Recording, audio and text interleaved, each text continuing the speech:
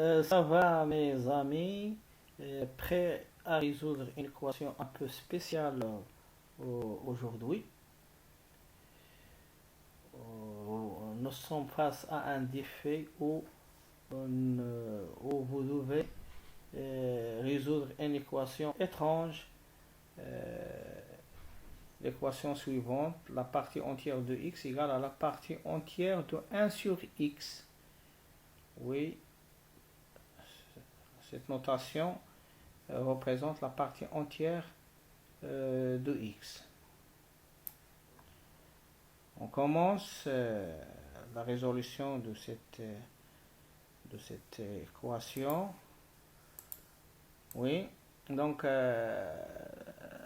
la partie entière de x est un entier, c'est-à-dire appartient à n. Donc la partie entière de x égale à la partie entière de x implique que, oui, implique que n égale à la partie entière de x égale à la partie entière de 1 sur x.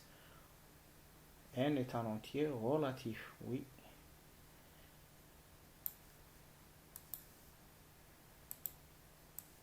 Cela signifie que les deux nombres x et 1 sur x doivent appartenir au même intervalle entier n plus 1. Donc x et 1 sur x doivent appartenir à l'intervalle n plus 1, tous les deux.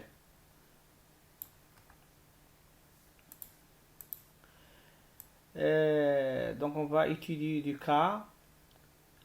cas possibles, on va étudier tous les cas possibles. Oui, premier cas, n égale à 0.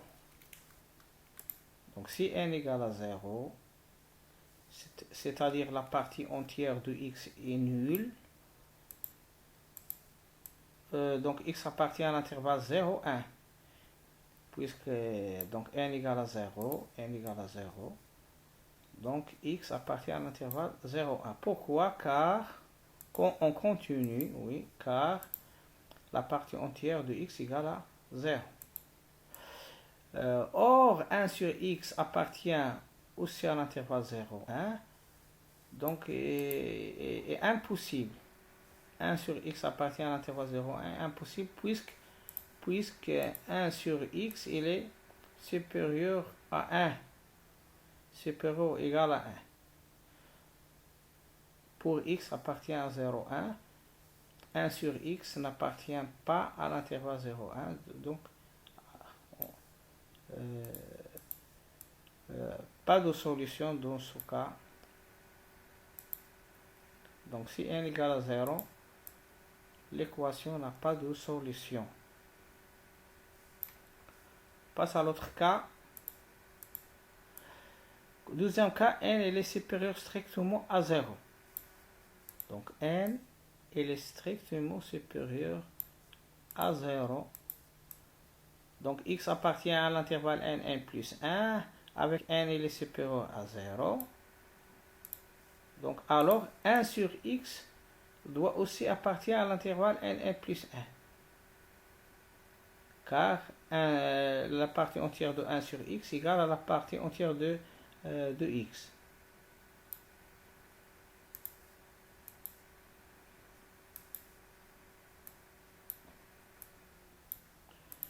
Donc ce qui donne que 1 sur x il est compris entre n et n plus 1. Donc 1 sur x il est compris entre n et n plus 1.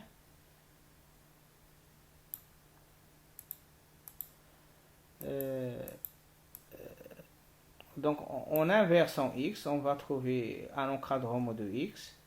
En inversant les bornes, 1 sur n plus 1, il est inférieur à x, il est inférieur à 1 sur n.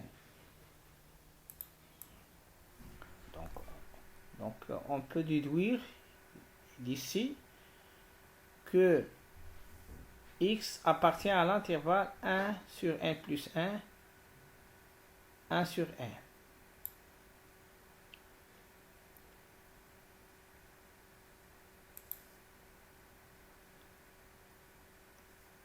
Donc x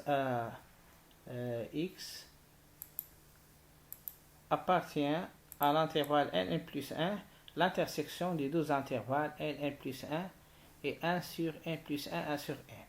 Donc cette intersection ne doit pas être vide. Donc c'est-à-dire cette intersection doit être différente de l'ensemble vide. Continue.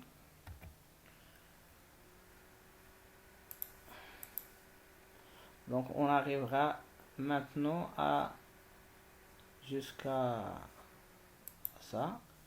Donc cette intersection ne doit pas être vide. Oui, cela veut dire quoi? Donc vérification de l'intersection. L'intersection est non vide si cette intersection elle est non vide si n est inférieur ou égal à 1 sur n et donc n doit être inférieur ou égal à 1 sur n. Et n plus 1, pour que cette intersection différente de l'ensemble vide, on doit avoir n plus 1 supérieur à 1 sur n plus 1. Ou bien autrement dit, 1 sur n plus 1, il est inférieur à n plus 1.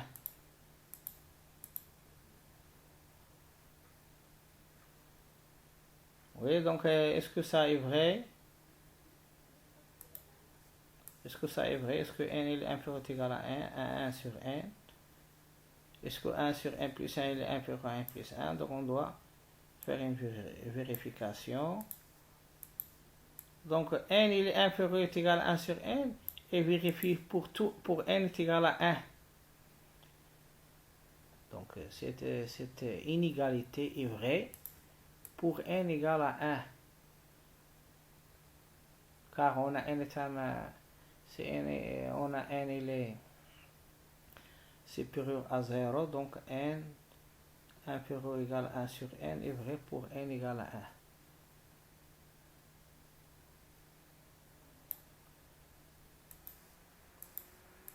1. Vérifions si 1 sur n plus 1 il est inférieur strictement à n plus 1. Oui.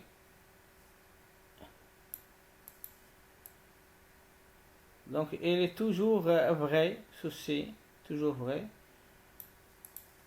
Pour n il est supérieur à 0. Donc on déduit de ça que cette intersection n'est pas vide pour n égale à 1. Oui, et pour n, et toujours vérifier pour n supérieur à 0. Pour n égale à 1, donc pour n égale à 1, x appartient à l'intervalle 1, 2, et x appartient à l'intervalle 1 sur 2, 1. Donc la seule intersection des deux intervalles correspond à x égale à 1. On passe à la troisième cas. N est inférieur à 0. N inférieur strictement à 0. On procède de la même manière et on va trouver que la seule intersection correspond à x égale à moins 1. Oui, n il est négatif.